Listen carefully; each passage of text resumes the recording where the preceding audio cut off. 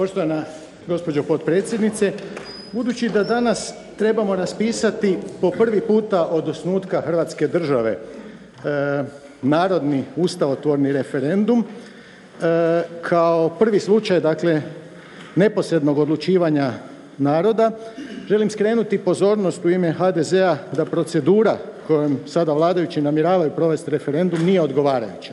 Zbog toga molim stanku od 15 minuta kako bi se mogli dogovoriti oko toga. Naime, usprkos što je HDZ izrekao svoja upozorenja, vladajući su pokušali izigrati volju naroda iskazanu sa skoro 750.000 potpisa da se raspiše referendum kojeg je predložila građanska inicijativa U ime obitelji da se u Ustav unese definicija braka kao životne zajednice muškarca i žene.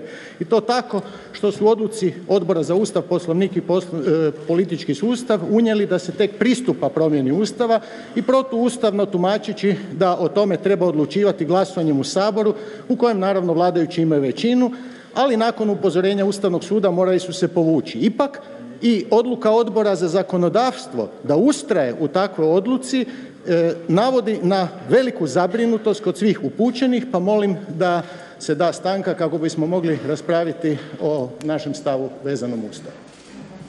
Određujem stanku do 9,44.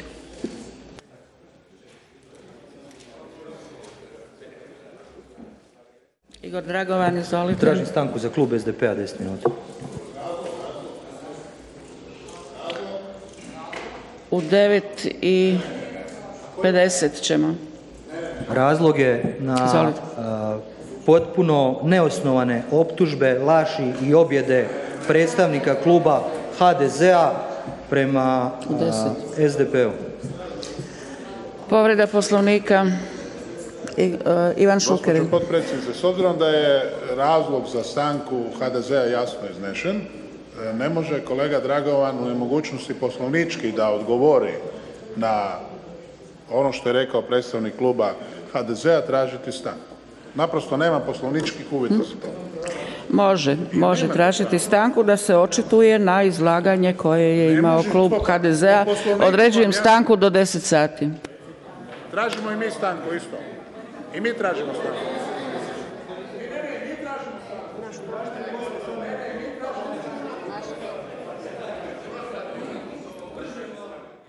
Uvažena gospođo potpredsjednice, nije odgovor na repliku, tražim stanku jer se nikad nije dogodilo ranije da se jedna građanski pokret, građanska inicijativa u ovoj demokratskoj zemlji nazove prljavim pokretom i da se zapravo očito 750.000 građana Hrvatske proglasi podupirateljima prljavog pokreta. Pa molim stanku od 10 minuta da se možemo očitovati o tome.